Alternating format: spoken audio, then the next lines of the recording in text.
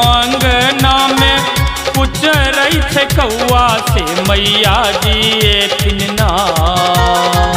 भोरे सो अंगना में पूछ रही थे कौआ से मैया जी एथिन ना। से मैया जी एथिन ना। भौका शेर पर सवार मैया रानी एथिन ना।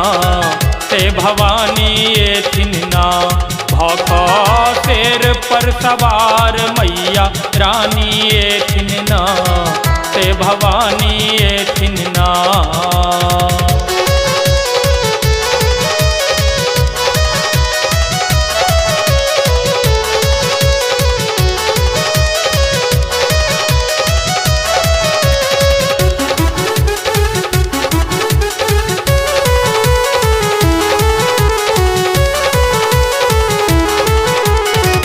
मंदिर धोयब संग कलशाब सायब। मंदिर धोयब संग कलशाब सायब। लाल चुनरी में जगदम्बा के सजायब। जगदम्बा के सजायब।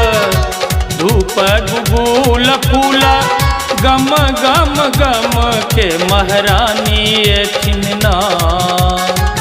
धूप गुगुल फूल गम गम गम के महारानी एथिन ना। माँ भवानी एथिन ना। कौका 16 श्रृंगार मैया रानी एथिन ना। से भवानी एथिन ना। कौका 16 श्रृंगार मैया रानी एथिन ना। से भवानी एथिन ना।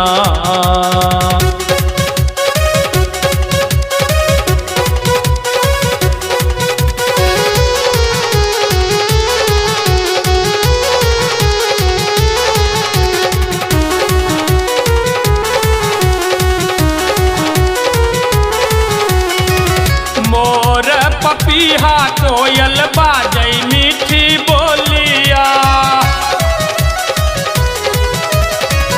मोर पपीहा कोयल बाजै मीठी बोलिया।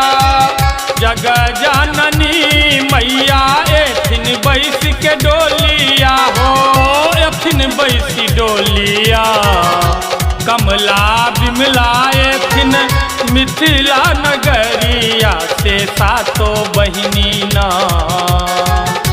कमला बिमला एथिन मिथिला नगरिया। से सातो बहिना ना। से सातो बहिनी ना। कौका 16 श्रृंगार मैया रानी एथिन ना। से भवानी एथिन ना। कौका 16 श्रृंगार मैया रानी एथिन ना। से भवानी एथिन ना।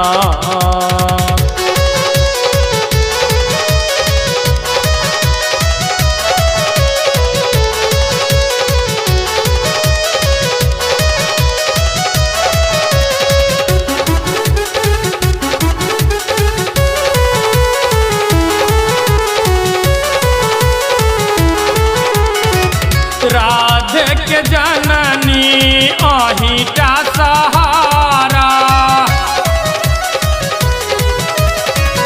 राधे के जननी अहिटा सहारा। माए बिनु बेटा के कोना गुजारा है। कोना गुजारा। आबो नयन पट खोलियौ है मैया कृपा बरसबियौ ना। आबो नयन पट खोलियौ है मैया कृपा बरसबियौ ना। आहाँ जल्दी अबियौ ना। कौका 16 श्रृंगार मैया रानी एथिन ना। माँ भवानी एथिन ना। कौका 16 श्रृंगार मैया रानी एथिन ना। से भवानी एथिन ना। भोरे सो अंगना में पूछ रही थे थे कौआ से मैया जी एथिन ना। भोरे स्वांगना में कुछ रही थे कौआ से मैया जी एथिन ना, से मैया जी एथिन ना।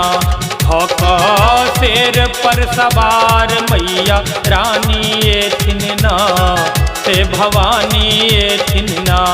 भौका शेर पर सवार मैया रानी एथिन ना, से भवानी एथिन ना।